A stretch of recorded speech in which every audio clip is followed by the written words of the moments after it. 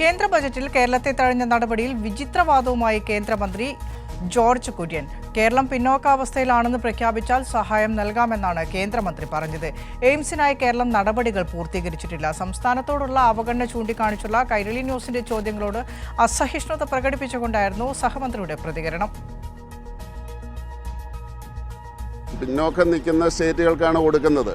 കേരളം പിന്നോക്കമാണെന്ന് പ്രഖ്യാപിക്കൂ, അപ്പോൾ കിട്ടും. കേരളം മറ്റ് സംസ്ഥാനങ്ങളെക്കാൾ വിദ്യാഭ്യാസപരമായിട്ട് പിന്നോക്കമാണ്, സാമൂഹ്യപരമായിട്ട് പിന്നോക്കമാണ്, ഇൻഫ്രാസ്ട്രക്ചർ രീതിയിൽ ഞങ്ങൾ പിന്നോക്കമാണ് എന്ന് പറഞ്ഞു കഴിഞ്ഞാൽ അത് കമ്മീഷൻ പരിശോധിക്കും.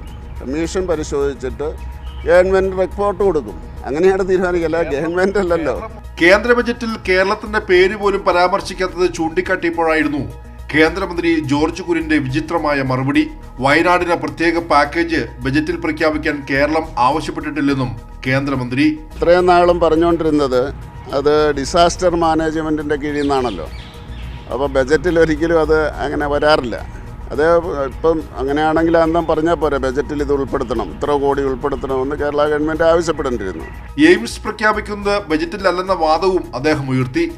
എയിംസുമായി ബന്ധപ്പെട്ടുകൊണ്ട് സംസ്ഥാന സർക്കാർ നടപടിക്രമങ്ങൾ പൂർത്തീകരിച്ചിട്ടില്ലെന്നായിരുന്നു മറുപടി.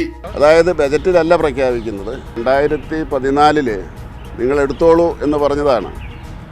ആ സമയത്ത് 5 സ്റ്റേറ്റുകൾ കൊടുത്തെന്ന്. അത് കഴിഞ്ഞിട്ട് ഇതുവരെയും പ്രക്രിയ പൂർത്തിയാക്കിയിട്ട് കൊടുത്തിട്ടില്ല. തുടർച്ചയായ കേന്ദ്ര അവഗണന ചൂണ്ടിക്കാട്ടിയ കൈരളി ന്യൂസിനോട് അദ്ദേഹത്തിന്റെ അസഹിഷ്ണുതയും പ്രകടമാക്കി. ഈ പുള്ളിയെ ഏർപ്പെടുത്തിയിരിക്കുകയാണോ? നിങ്ങൾക്ക് വേണ്ടി എല്ലാം ഇങ്ങനെ ഏർപ്പെടുത്തിയിരിക്കുകയാണോ? Sports person of all Delhi. അതെ, നിങ്ങളൊന്നും പറഞ്ഞു ചോദിച്ചു. കൈരളി ന്യൂസ്, ദില്ലി.